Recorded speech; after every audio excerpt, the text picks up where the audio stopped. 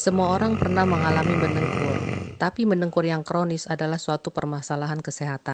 Banyak orang bertanya apakah penyebab mendengkur sebenarnya, dan faktor apakah yang menyebabkan mendengkur itu.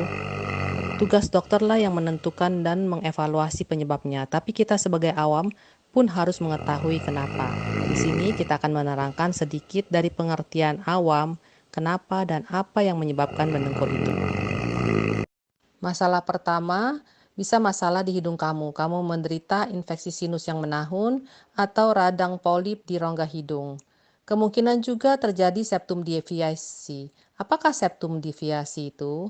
Septum artinya adalah pembatas rongga hidung kamu yang kanan dan kiri itu mengalami kemiringan atau tidak lurus, sehingga kemiringan ke arah satu sisi itu mengakibatkan penyumbatan rongga hidung di salah satu sisi hidungmu. Masalah ketiga adalah peradangan di sinus yang sering menjalar sampai ke rongga hidung.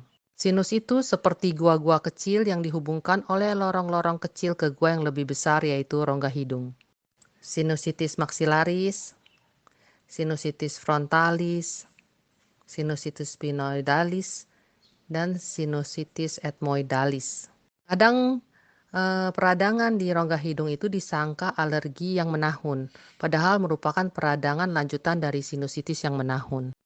Masalah keempat, mungkin kamu mempunyai langit-langit mulut yang panjang, lembek, dan kendor, dan juga anak lidah yang panjang sehingga menyebabkan ngorok.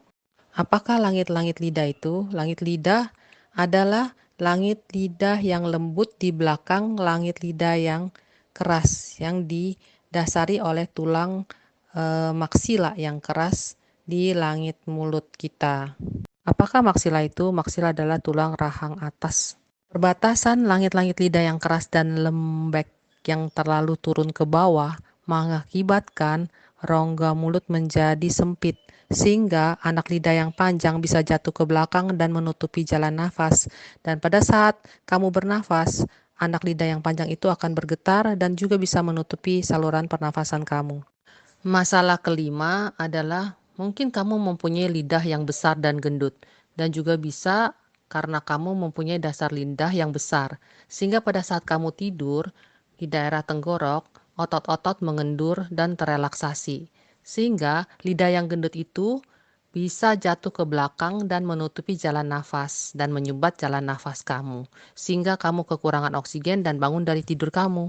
Masalah keenam adalah masalah yang terjadi karena tulang rahang kamu tidak terbentuk dengan sempurna. Tulang rahang atas dan bawah tidak sempurna sehingga gigi-gigi kamu yang atas dan bawah pun tidak dapat mengatup dengan sempurna. Karena pengatupan gigi atas dan bawah tidak sempurna menyebabkan posisi dan lokasi baik di akar lidahmu, baik lidahmu dan juga langit-langit lidahmu akan tidak sempurna. Sehingga pada saat kamu tidur itu pun bisa mempengaruhi letaknya lidah kamu dan mengakibatkan jalan nafas kamu tertutup.